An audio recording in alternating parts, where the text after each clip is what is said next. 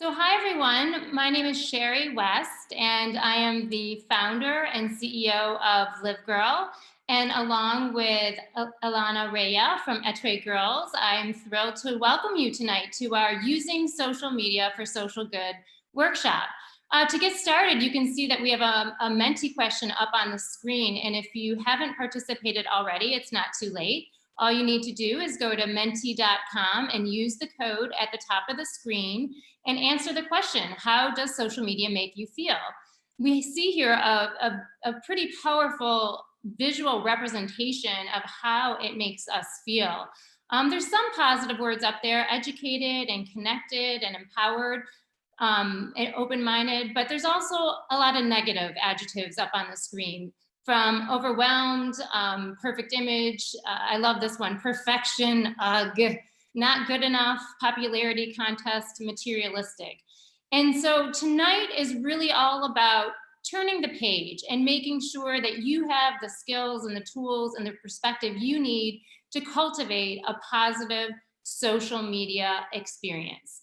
One more thing we're gonna do to get started is we're gonna share just a quick minute of a video clip. It's from a short movie that we did called A Million Likes. We did this actually several years ago, but it's just as relevant today. And I think it will set the social media stage for tonight's discussion.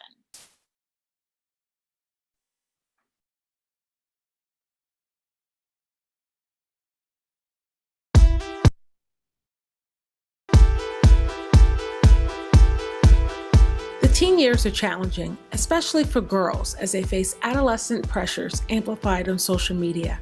7 in 10 girls believe they are not good enough or do not measure up in some way, including their looks, performance in school, and relationships with family and friends. Social media fosters an unforgiving 24/7, all about the like social environment, which compounds the pressure. When these images are projected by society, it feels like you have to be that image of beautiful. Like, that beautiful is makeup and really big breasts, or like, that's not what beautiful is. Like, maybe that is beautiful, but beautiful is what you define it to be. Feeling that pressure to be this society's ideal version of beautiful, to get as many likes to prove your worth. There's always a lot of pressure on a female. Like, you want to look like Nicki Minaj, you want to look like Kim Kardashian, you want to look this way, you want to have this kind of body, but it's never like that. You just want to be yourself. This A Million Likes project is to prove that you are more than any likes can ever tell you that you are what you are. Having social media at 13, I feel is pressuring for some people. It's hard to not feel pressured because so many people have it, and once everyone around you has it, it kind of makes you feel like you're kind of the odd one. Yeah, and we're gonna cut there, and if you'd like to see the full A Million Likes video, it is up on our website at golivegirl.org under resources. But you get the picture, right? I think we all know that social media can have a negative impact on our self-esteem. So tonight, we're really looking to pivot and really focus on how we can take control of social media and how we can cultivate a positive social media experience, and specifically how we can harness the power of social media for social good. So we're gonna do one more Menti to get started. And this time what I want you to think about is, how do you want social media to make you feel? So again, if you can go on to menti.com and use the code at the top of your screen, we really want to get some powerful, positive adjectives and make sure that we're clear on how you want, and that you're clear that you know how you want social media to make you feel. And we'll just pause for a second while everyone populates their answer.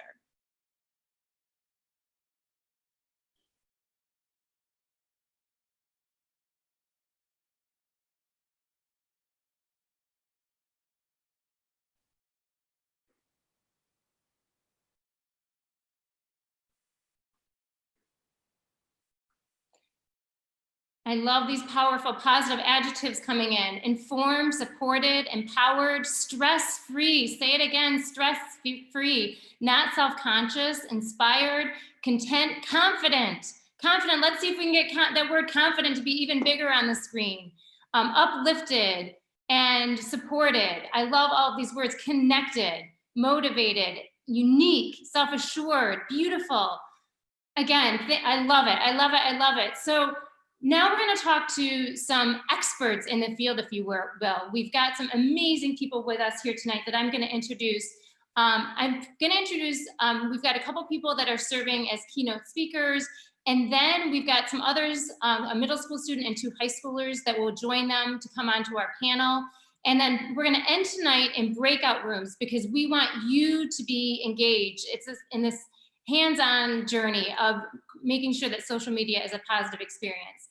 So first, I'd like to introduce Alana Raya, who is the fabulous, brilliant, amazing founder and CEO of Etre Girls, and she's also the author of the great book, Etre Girls, Who Do You Want to Be? By the way, this book would make the perfect holiday present for any girl in your life. So Alana, if you want to kick it off, and really the question I have for you is, what's your advice to the audience on how they can use social media for social good? And can you talk about how you've used it in your nonprofit to make a positive impact? Absolutely. So first, thank you for having me, and thank you for having 2 of our board members with us today. This is excellent. Etra is actually a B corporation. So we are all about making sure that social good and giving back is built right into our charter and in our everyday commitment. Etre means to be in French. And so the idea is, like the book says, asking girls who they want to be. And the heart, when we are not in COVID, the heart of our company is bringing girls into companies to meet female role models, showing girls who they can be by introducing them face to face with executives in interesting fields. When COVID hit, we pivoted virtual like everybody else and started doing mentor pop-ups. And where we had been using social media in the past simply to, enlarge our community, reach out and highlight girls, suddenly social media became that much more important, because the way we were reaching the women we wanted to interview, the way we would create these mentor pop-ups was completely on social. And what we found when we moved to really focusing our connectivity that way was we were able to highlight the good that they were doing, not only what they were doing and their jobs, but their passion projects, the way their companies gave back, their focuses as executives in social activism. So while we were virtual during the Black Lives Matter movement, all of these super important socially engaging moments, we were able to highlight girls who were creating virtual rallies, who were disability activists, girls in our community. We were suddenly able, using social for good, to really amplify them in a new way and make sure that the companies with whom we were interacting were highlighting those girls too.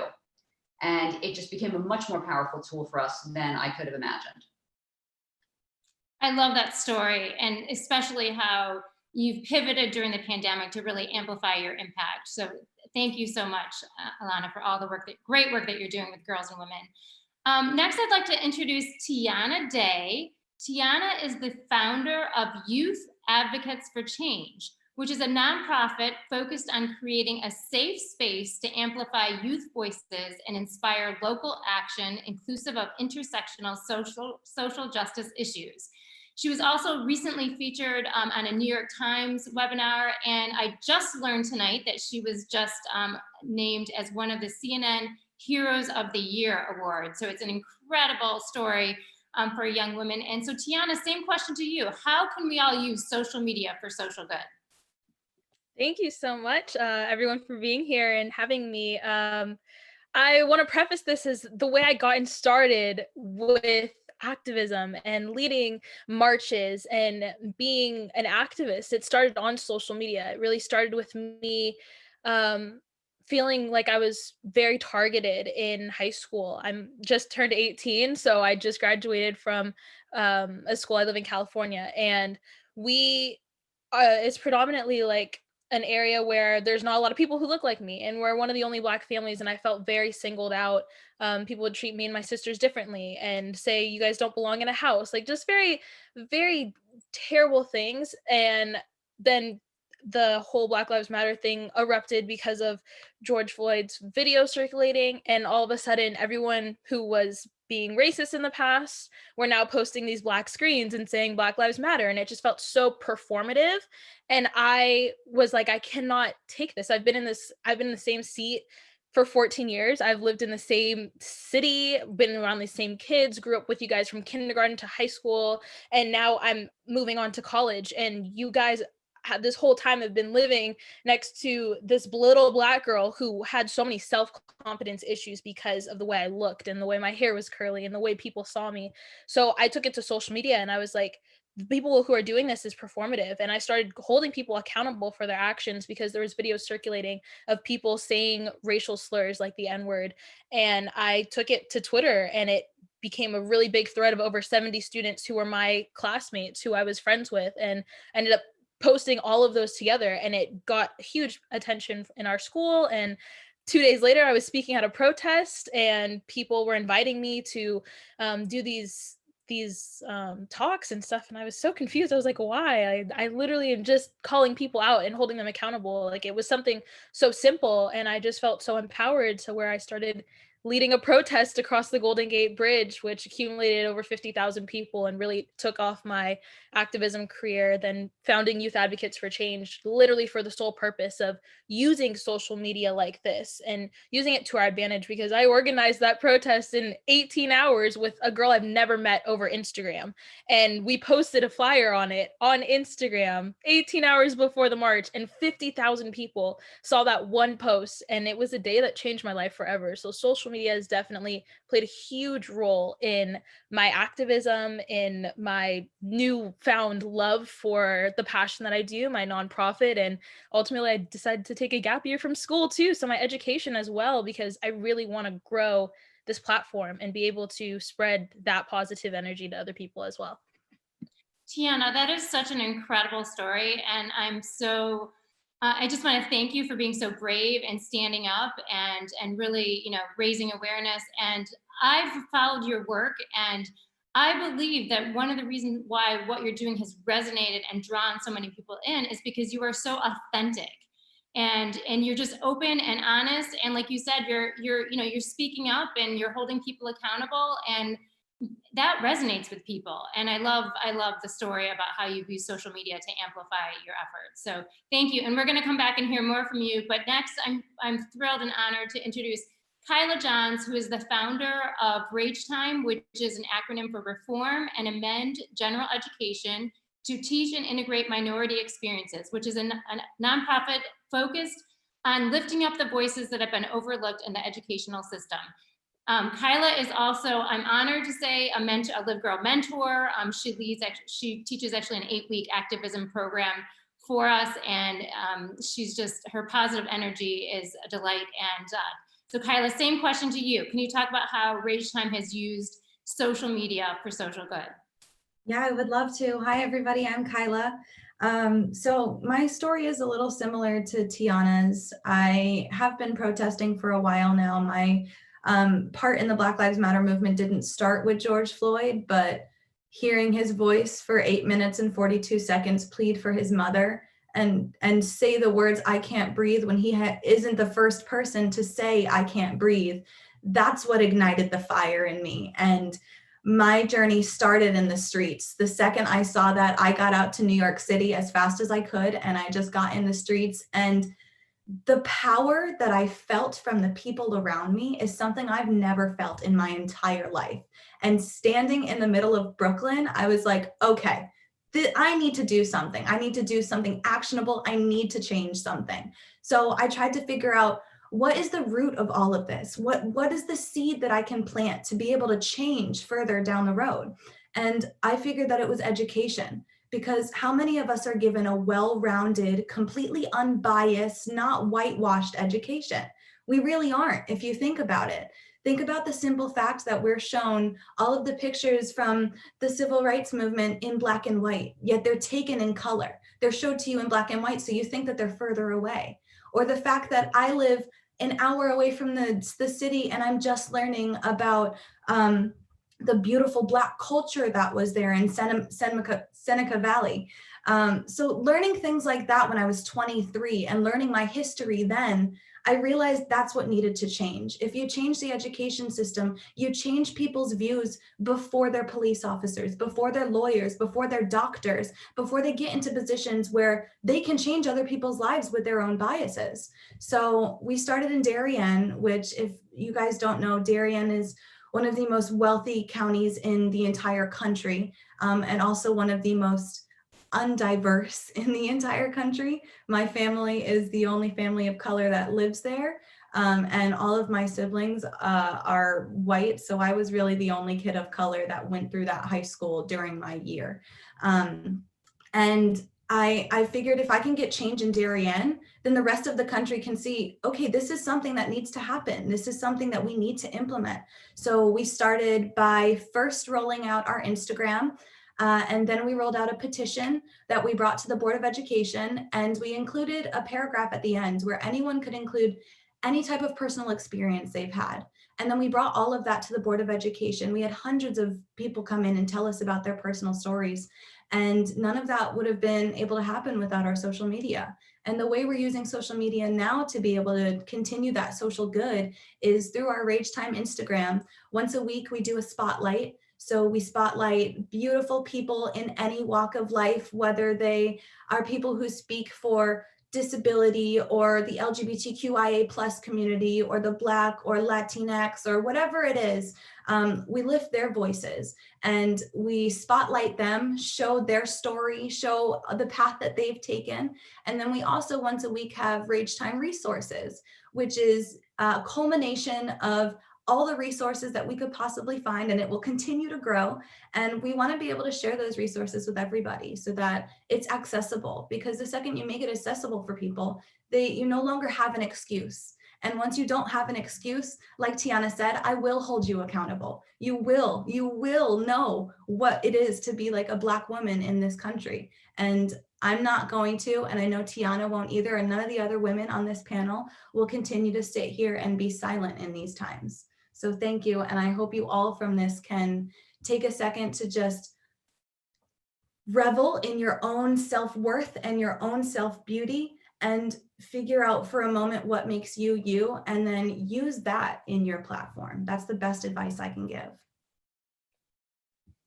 So Kyla, you are such a bright light in this dark world. And I love, love, love this story about how you're using social media both to shine a light on stories that need to be told, but then also to provide resources to people. So I love that story. Thank you so much. And if these speakers weren't brilliant enough, we actually now are going to bring in 3 more brilliant, amazing, incredible young women to serve on the panel. We've got some questions for them. So I would like to introduce Sachi Goel, who is an 8th grader from Newark Academy in New Jersey. Lily Orlando, who is a high school junior at the Packer Collegiate Institute, and also Renice Brown, who is a high school senior at the Hopkins School in Connecticut. So we've got a very diverse, well-rounded, and brilliant panel. And I'm going to start. I've got 5 questions that I want to ask all of our panelists, and then we'll provide an opportunity for the audience to add any questions they have. But my first question to these panelists are, what are your most important social media rules?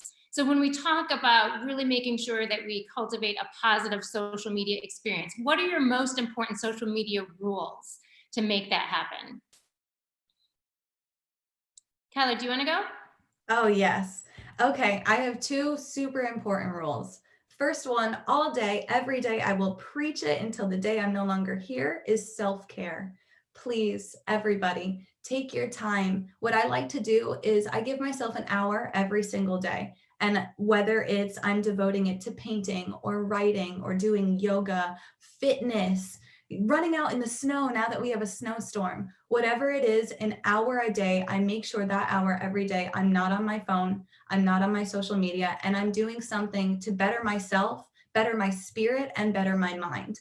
And we like to think that self-care can only be like a bubble bath and lighting some candles. Well, that's beautiful. It can be anything. Anything that brings you and your soul joy is self-care. So take an hour every day to try to do that.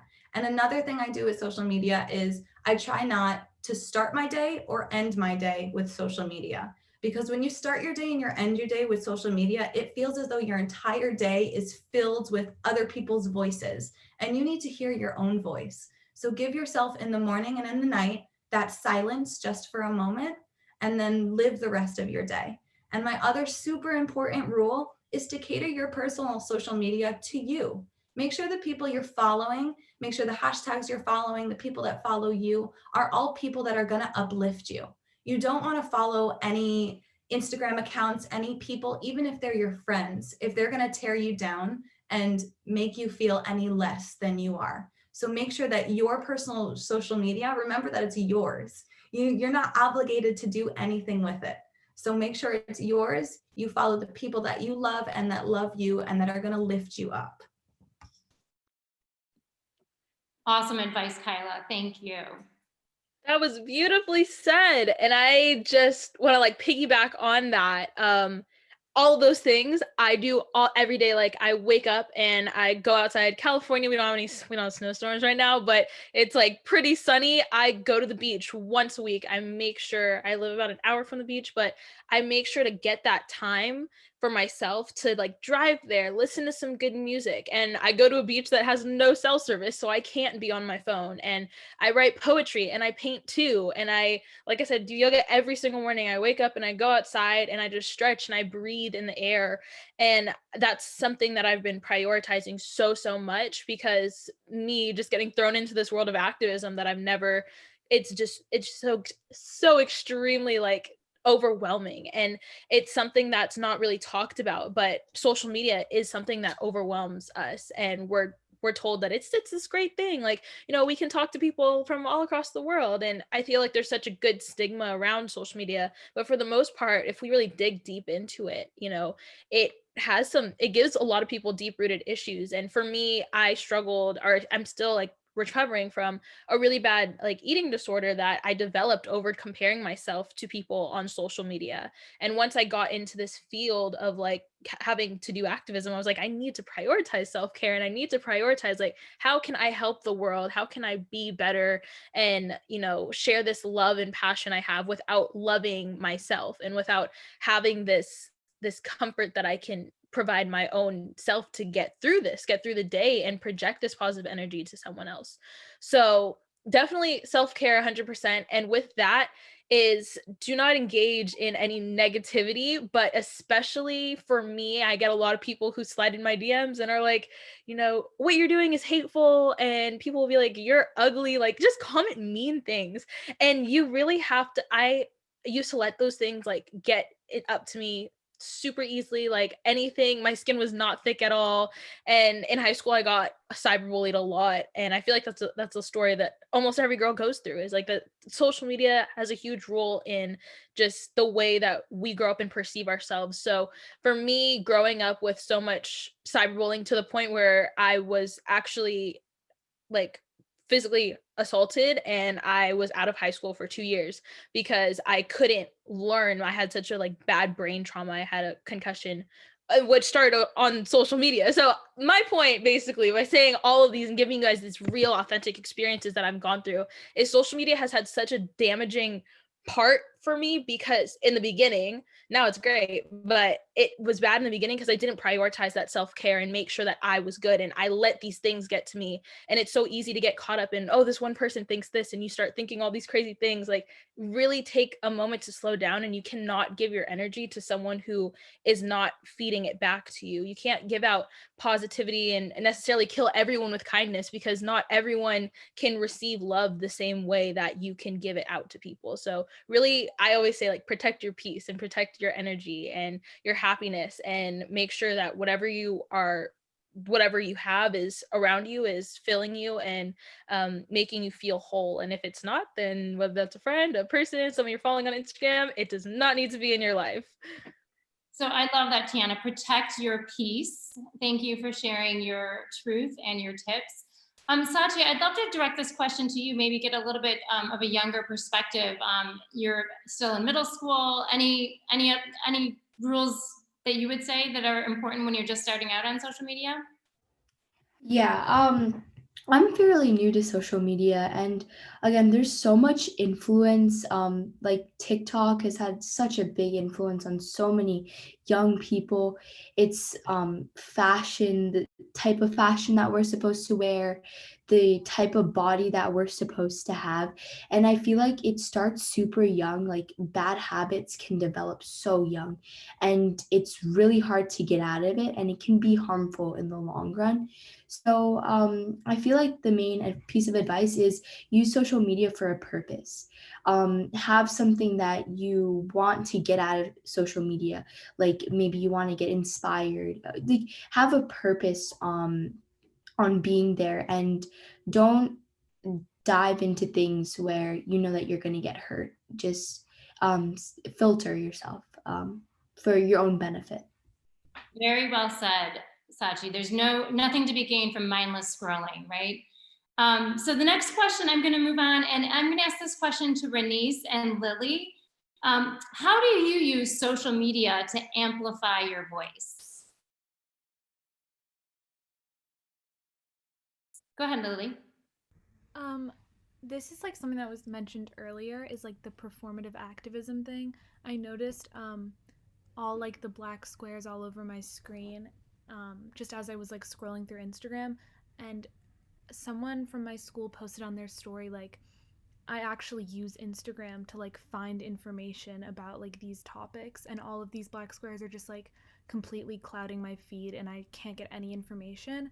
And it just made me realize that like what you post does affect what other people see, and like you have to be very conscious of that, and like realize that like even just like reposting, a lot of people repost the same information, and like especially from my school we've realized that like we all have basically the same people following us. Like why are we reposting the same like blurb of like information like 17 times? Like it just doesn't make any sense. So it's just kind of important to like kind of do your own research and like find information that's maybe new and that people aren't getting from your group of like followers. Yeah, I just, whenever I post stuff, I make sure that it's not like being oversaid or overused or gonna block people from getting other information. I think that's a great point, Lily, that we really need to be thoughtfully and purposefully posting. So thank you for adding that in. What about you, Renice? How do you use social media to amplify your voice?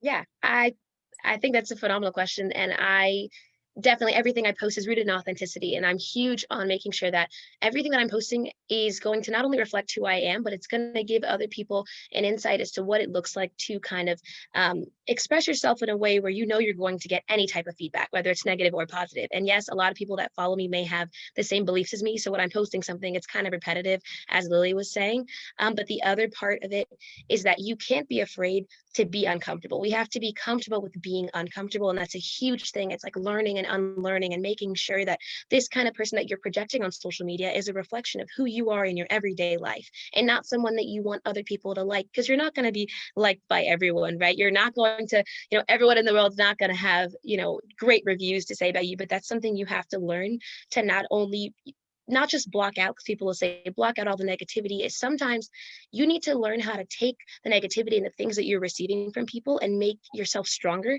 in using that. And I think that it's a huge thing to have all these different experiences in life. We are so grateful to be, alive right now, and start there. And second of all, to be strong enough to have a conversation on social media like this, and strong enough to use our voices in a light that is not only going to teach us how to come together, but also just spreading our different values and beliefs and respecting that in other people. And at my school, we have a diversity board that I'm head of, and we had a student forum this past summer because we felt that although it was summer and we're on vacation, we need to have our school be involved in a conversation on race and a conversation on what exactly is the Black Lives Matter movement. And so we had a huge discussion, and we had affinity groups and all that, and kids would email me and they were like, I've never been comfortable enough to have this conversation at the dinner table, and I've never felt like I could speak up or hear other people, but this was the space that I needed. And so in amplifying my voice and kind of stepping out there and being uncomfortable, I didn't know that I was kind of opening these doors for other people at my school that are younger than me and older than me.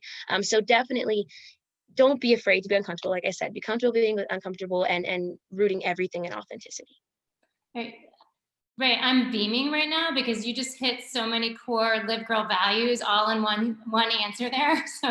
So thank you. Yes, definitely be yourself. Yes, definitely lean in and be uncomfortable because that's where you're growing. My next question I'm going to direct to Kyla and Tiana. So it's the other panels kind of touched on this, how it's so important to be purposeful and thoughtful about what we're posting, and really even to be true to our own personal brand as we do that. So can you kind of talk about how you think through that, and any tips you have on like what do you post in your feed versus in your story, for example? Like any tips as you're really projecting kind of your brand and your presence online? How do you think about that? I love this question. I love it so much because I can talk about it for like years, but I'll try to keep it short. Um, I struggled with this so much because, like I will continue saying throughout this entire thing, I was an upcoming activist. I didn't know what I was doing. I've never been in leadership or, did anything like this. So I really didn't know. I was coming from this girl who like posts myself in a bikini and, like very much like I want to be an Insta baddie, like I want to wear the cutest clothes, and that was like my whole life was social media. And then I become an activist and I was like, wait, there's so much more to life. And I just started posting like what I love. And the biggest problem I ran into in my activism career was I was presented with this opportunity to do a commercial about youth activism from HP. And HP is a huge corporation. It's very, I mean, as an activist, it's looked down upon to work with big corporations because they have all, like, they are just doing it for mostly to be performative, and it's not a real reason. But I actually had to have a sit down conversation with them and like really look at their values and morals and stuff. And they ended up doing so many amazing things. Like they created this entire PowerPoint of like over 30 things that they were doing for the Black community and to diversify their company and everything that they've done in the past and have been doing ever since they started. And I found all this stuff out and I was like, wait, maybe it doesn't matter what people are going to be thinking about this opportunity that I take, because I know at the end of the day, they're amplifying my voice. And for me, I never saw a little Black girl, be in the White House, because in the commercial I played Secretary of State. And my friend who was also an activist, I told them originally, they wanted to have a girl, and I told them, she's not a real activist and she's for the wrong reasons, and they listened to me. And I feel like that was a big turning point for me to realize like, oh my gosh, there's people who are going to listen to you and they're going to be okay with the authentic version of yourself, but you have to surround yourself with that energy and you have to be authentic. If I was just okay with whatever opportunity they were presenting me and I let them kind of just like push me around and say, okay, we're going to do this, and if I didn't feel comfortable with it and then just let it happen, nothing would have happened. So creating conversation is such a huge thing that I stress. And I always use that opportunity as an example because I really grew out of that whole like trying to be digestible to everyone, because there was a point in my activism where I literally was like, no, I'm not going to talk about anything super political because I don't want the backlash from it. But once I saw that this corporation is like, we want to hear what you talked about. And I went up there and talked to all of these people who I thought were going to be so judgy about things I was super passionate about, like prison reform, and they listened. And I was like, people are going to listen, but you just have to be okay with speaking and making it uncomfortable in the situation in order for people to listen to you. So when I did obviously do the commercial and it released a few like last month, I got a ton of backlash from it, but I know in my heart that it was a true authentic opportunity. And they did not just stop there. Like they're going to continue our partnership, and they're like fully sponsoring my nonprofit coming into the new year. They have a plan to help 25 million people, and it's up to the 4 people who were in the commercial, and they were real authentic people. They had like a scientist who lives in Ireland, and he won the Google Science Fair, and he's 19, created this like microplastic traction magnet or something for water, and like all these amazing people. And it's like people will listen to you. And I think it's so important that we're like amplifying youth voices, especially because we are the most invalidated at the end of the day. People are always thinking, oh, you're so cute, like you're so passionate, and it's like, no, listen to me because I have good ideas. and you just have to find and make the space and wiggle in that room to give your opinion out, because I I just think that's like the most important thing to do for me and for everyone. Yeah, that question made me think of that. Tiana, you've made it clear to everyone here tonight that you have plenty of good ideas. So there's no one questioning that here tonight. Kyla, how would you answer that question? Yeah, so like Tiana, when I started as an activist, I kind of struggled with what to post and what not to post. And something that I've come to terms with is, once again, it's my social media. And I want to push the fact that you don't have to stop being an Instagram baddie if you don't want to. I'm an Instagram baddie. I know it. It's okay. But I use that, and then like the second slide I post will be, okay, these are resources for Black women. So I'm including every piece of myself. That's me authentically. I am the girl who's going to be walking down the street and getting attention because I like that. My hair is 4 feet tall. Like, it's 40 inches out here. Okay. So I want to push the fact that you don't have to fit into this mold that everyone thinks that an activist has to be this way. There is no one way to be an activist. Being an activist is walking the walk and talking the talk. If you are doing the two of those and you're pushing for change, congratulations, you're an activist. So what to post and what not to post is truly up to you. But for me personally, what I post in my actual like my stories is what I repost for other people. So information that I want people to see. The fact that Connecticut is now, if nobody knows, Connecticut is now the first state in the country to mandate Black African-American history to be taught in schools. So something like that, that's getting reposted on my story every single day. What we're doing today, this has been reposted on my story about 5 times now. So stuff that I want people to see when they're just scrolling through, that's what I post on my story. But the stuff that I post on my page is what I want people to see when they're coming to me. I want them to see my authenticity. I want them to see this is who I am, and this is what I'm presenting to you guys. But again, if I can push another thing, it's just to be an activist is to walk the walk and talk the talk. The one thing that none of us do like as we are activists is performative activism. And I think that only starts when your activism starts and ends on social media. It should never start and end on social media. It can be it can start on social media for sure. Tiana's a great example of that. But just like posting a black square does absolutely nothing for anybody. And while reposting things on your story can spread knowledge, you need to take that next action step. That's what makes you an activist, being able to take an actionable step for it.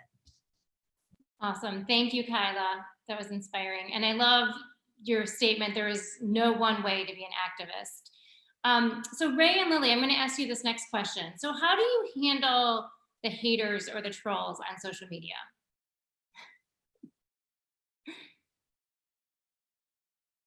Ray, you want to go first? Sure, I would love to. How do you handle the haters? Well, there's one of two ways, because you have 2 different types of haters, in my opinion. You have those who just truly despise you or truly just have only negative things to say about you. And then you have like the trolls or the people who don't agree with you, and so they'll let you know that. So the people that truly have, kind of a hate in their heart for you for no reason most of the time, you kind of have to either fire back with kindness, or you don't talk to them at all and don't waste your energy on them. And that goes for both of them. So what I like to do a lot of the time, if someone is commenting on a post and is like, oh, like, why would you post this, or why would you talk about that, like you don't look a certain way, anything that has to do with along those lines, I think about the fact that those people are insecure about themselves, and they're kind of just projecting onto you because they have nothing else to do, they have nothing else better to do, or they just are so jealous of your confidence, and they're just so jealous of the way that you carry yourself. And that's not a reason to go back and fight fire with fire. That's not what you're supposed to do in that situation. You just kind of either say, I hope that you can find some kind of peace within yourself, or I hope that you are able to grow more confident in yourself. And a lot of the time that frustrates the person.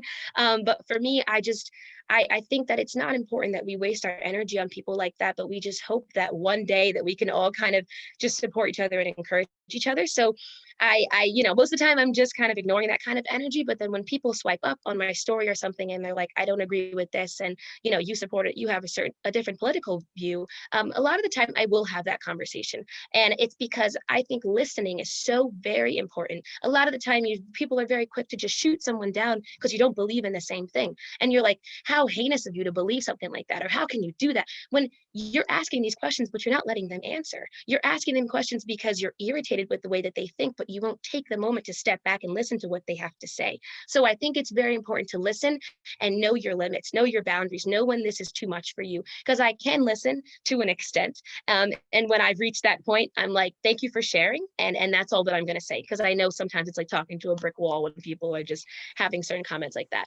So those are kind of the two ways that it goes for me. So I just, again, it's about knowing yourself, and it's about knowing what you're doing before you kind of put something on such a large platform. Said like a woman well beyond her 17 years, or are you 18 now? 17? I'm 17, yeah. Yes, well beyond your 17 years. Lily, how would you answer that question? I would just like piggyback onto what she was saying, like especially with like when people swipe up and try to have those conversations. I feel like social media can be super one-sided, and like your following can just cater to your political views, and especially on TikTok, like I've just realized that they give you stuff on your For You page based off what you like. So like if you're liking certain content, it'll just keep showing you that, and you'll never see views from like a different side. So when you're like challenged with views from a different side, it's important to listen to them and have those conversations, because you're really never shown that. And then also, yeah, just like what she was saying about posts of people who just like hate right off the bat for no reason, with like nothing behind that. It's just important to like stay true to yourself. Like if someone doesn't like a photo you post or anything like that, like don't delete it. Like don't like, make sure. I know it's like hard to say and easier said than done. It's just like important to stay true to like what you like about the post, and like don't focus on whatever they're saying, because it shouldn't matter. It just comes from insecurity. Okay, thank you, Lily. So Allison and I were just chatting about the agenda. We do need to move on, but we're so captivated by all of our speakers and panelists, and we could keep talking, but we do want to allow time for a breakout session, because it's really important that all of you kind of have a hands-on activity, and that you really become a part of engaging in using social media for social good. So we're going to give you a case study. So in a minute, and I'm going to describe the case study, and then you're going to be able to select the breakout. But there's so many different examples of how social media has been used for good, and Tiana and Kyla provided their stories tonight. Another one is hashtag Dance for Down Under challenge. I don't know if any of you have heard of this, but several months ago, during the Australian fires, which was devastating, by the way, more than 10 million hectares of land was destroyed, bush, forest, and parks. 30 people were killed, and over 1 billion animals perished in the Australia fires. There were 4 young people who got together and said, we need to make a difference here. And so they turned to social media. They turned to harness the power of social media and created a fun interactive challenge called hashtag Dance for Down Under that raised almost $500,000 for the Australian Red Cross. We have that video, and Allison, if you want to pop the link, just pop it in the chat. People could watch it later, if they're interested.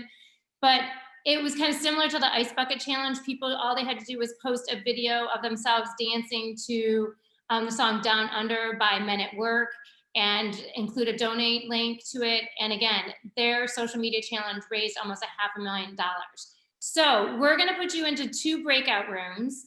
And your challenge is to work together and have a quick conversation. Your case study is to address the fact that women and minorities have been disproportionately impacted during the pandemic.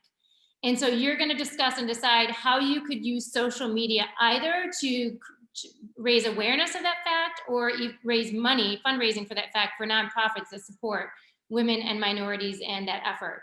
So Allison's going to put up 2 breakout rooms, and you're going to choose which one by tapping the button. Breakout room 1, we would suggest would be best for any of our middle school girls and or parents, and breakout group 2 would be best for any high school or college students.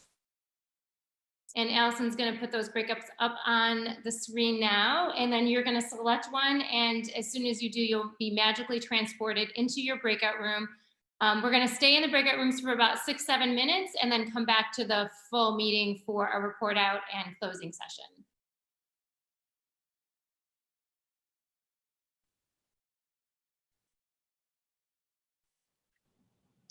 I think something funky happened here. Yeah, I'm supposed to be in breakout group 1. Yeah, I tried that. I'm going to bring everyone back. And do it again. Sorry, I don't know why. We only have 12 people back. I know, I'm waiting. Okay. They're going to be 20 seconds. I'm just going to bring everyone back and then we're just going to do random. Is that okay? Yep. Oh my gosh. Come back.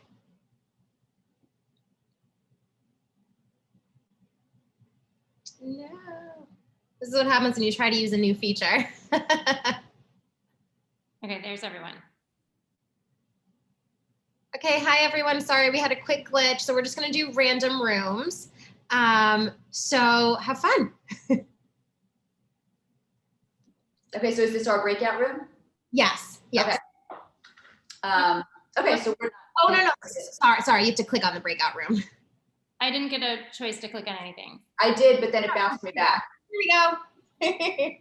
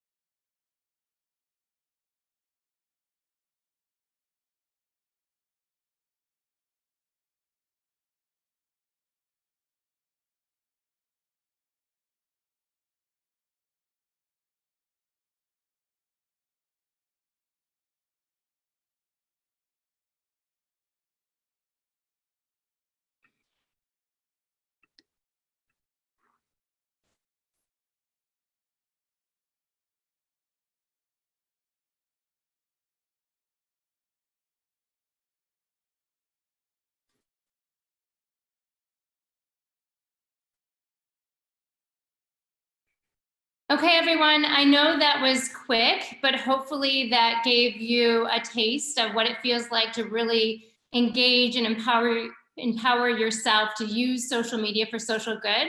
I know in our breakout room, we actually had a quick but very productive conversation. And Anna is going to report out for our group, and then hopefully group 2 picks someone to report out for them. So take it away, Anna. You're on mute. Oh, sorry about that. We want to create a campaign that focuses on the fact that women, like working mothers, are struggling with childcare during the pandemic. So we want to create a campaign that raises awareness, or funds, I should say, for this. So we are thinking of making a TikTok challenge, and we are going to use the hashtags daddy daycare and support for mama. And we were thinking a cool idea would be having dads make a TikTok with their children, like a dance or something, and also put these hashtags on the TikTok to make it spread very quickly. Yeah. Okay, let's give some hand claps for Anna's group. And Alana, did you guys pick someone to report out? Yeah, I'm gonna do it. Hi, All right, Sherry. Kyla, take it away. Okay, so you guys specified a little more than we did. We kind of just tried to figure out what the broad picture was as to how to get the best ideas across. And we came up with infographics, but using them with surprising statistics and shock value. So one of the things we were bringing up was the medical disparity between Black women and women of color throughout this entire pandemic. And then that led us into talking about, if we're going to talk about that, we also need to address the fact that the LGBTQIA community is at that same disparity. So those were kind of the statistics we were thinking about to give that shock value. Alana had this great idea to say, well, you might think it was this way, but then here is a shock value. So one of the points we brought up was the fact that a Black trans woman, her life expectancy in 2020 is 35. And that's absolutely appalling and ridiculous and should never be something that comes up in 2020. Another way that we thought that we could bring these ideas across was through a Google forum. So getting people's firsthand accounts of all of these experiences, and then coming together after all of those experiences and figuring out what the next step is. But being able to get people's firsthand experiences is one of the first things that you have to do in order to listen to the community. In order to help the community, you need to know what the community needs to be helped. And then the last thing we kind of talked about was video interviews. So I was kind of talking about how there are different learners. There are auditory learners and visual learners and kinesthetic learners. And some of the only things that get across all of those learners are visual video aids. So we were thinking either we go into the streets and we ask random people questions and then we get their authentic reactions back, or we do something like this where we have a panel of people who are from all different walks of life, all different disparities, and we figure out from that, hear the questions and hear their answers, and then people can see that firsthand. So we went a little in depth, but we also went a little to the left because I could realize we all could talk for hours about this stuff. It was fantastic and fabulous. I can't believe actually in just like 6 or 7 minutes, both groups kind of came to such a productive and exciting social media campaign to use social media for social good. So we can all do it. That shows us, that proves to us. So that really brings us to the end of tonight's session. I want to leave it on an uplifting note, which is we all know that now it's up to us and that the power is within us to cultivate a positive social media experience. Part of that is you need to Marie Kondo your feed, which is Kyla was talking about that earlier.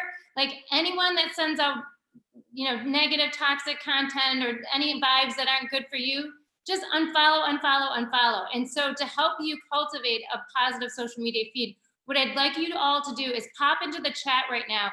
Who is the organization or the person that most inspires you on social media? Who lifts you up on social media? Pop that in on the chat so that we can all follow them too and share in all those positive, uplifting vibes. And we'll also copy this from the Zoom chat and send it out in a follow-up email. All right, I love Allison put Go Live Girl. And of course, Etowah Girls should be on that list too. And there's some other really good ones. Yara Shahidi is amazing. But keep posting them in the chat. And everyone, this question is for everyone here tonight. To post in the chat, who lifts you up, who inspires you on social media, either an organization or a person. Chloe Cares, Jordan Just Right, Justice for Brunch. These are all great suggestions. So on that note, I want to,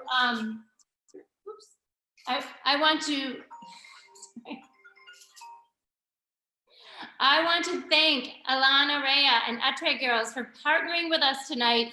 And I want to thank Tiana and Kyla and Sachi and Lily and Renice for being on our panelists. And I want to thank all of you for coming and engaging and getting the skills and tools and tips to become a positive change maker on social media. So thank you all for tonight, and we'll be sending you out a follow-up email with all these great suggestions in the chat. Good night, everyone. Everyone, drop your Instagrams too, so we can stay connected and we can all create change together. Yes. I'm getting my Instagram so I can be friends with I'm everyone. going to leave it for a few more minutes for people to put anything that they want in the chat. But thank you, everyone, and have a wonderful night. Thank you so much. Thank you.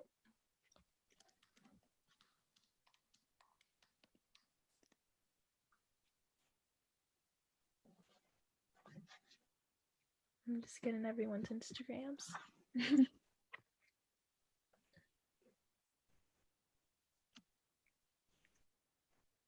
Thanks, Allison. This was fabulous as always. Oh my gosh, thank you, Kyla. Stop making me more obsessed with you. I can't. Kyla, you're amazing. Everyone is so amazing. Thank you so much for. Yes, thank you so much. Have a good night, everybody. Yes, bye, Ray. Thank you. You're the best. Bye. Tiana, Thank you guys so much. Bye, everyone. Thank you. Bye, Anna. Thank you. Bye.